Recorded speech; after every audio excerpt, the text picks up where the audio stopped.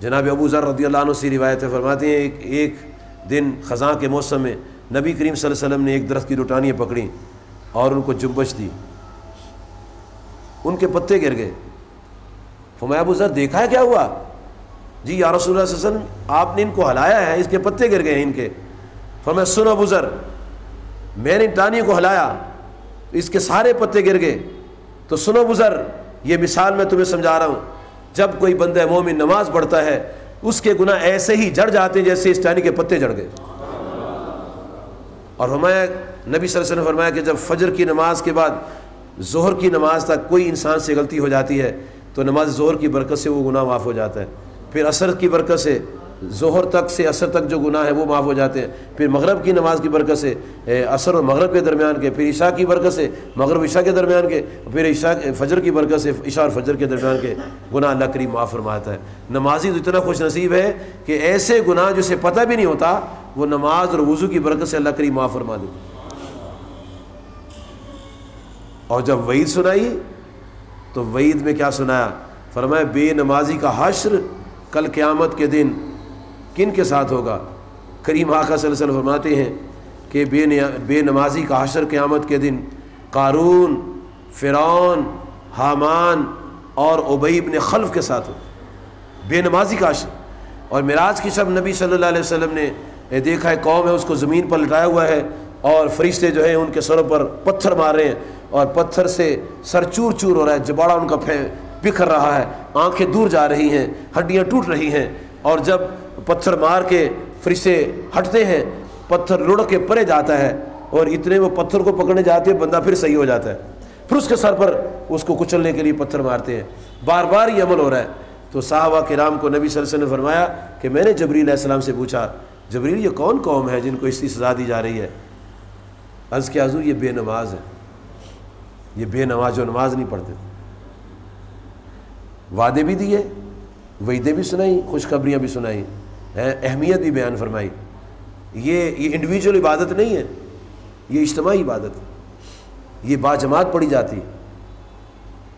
نبی پاک فرماتے صلی اللہ علیہ وسلم جو گھر میں نماز اسی تو نماز نہیں ہوتی، بلا عذر گھر میں نماز پڑھنے والے کی نماز نہیں ہوتی۔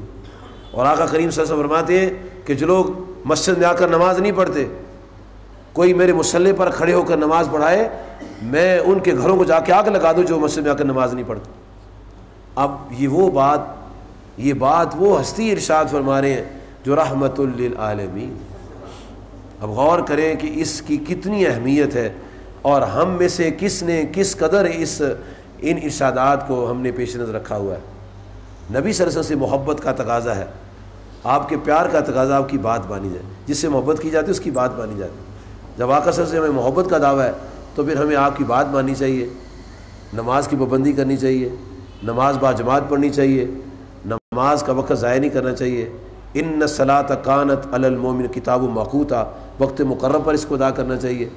اور نبی صلی اللہ علیہ وسلم جب جو ہی نماز کا وقت ہوتا تھا آپ تو ہی نماز پڑھ لیتے۔ امام مرزا رحمۃ اللہ تعالیٰ فتح رضوی میں فرماتے ہیں کہ جلسہ ہو رہا ہے رات کو تو جلسے کی خاطر نماز کو لیٹ مت کرو، جلسے کی خاطر نماز کو لیٹ مت کرو۔ اگر میں جلسہ کرتا ہوں نماز نہیں پڑھتا، جلسہ میں نے کر کے کیا حاصل کیا ہے؟ جلسہ کس لیے میں نے کیا ہے؟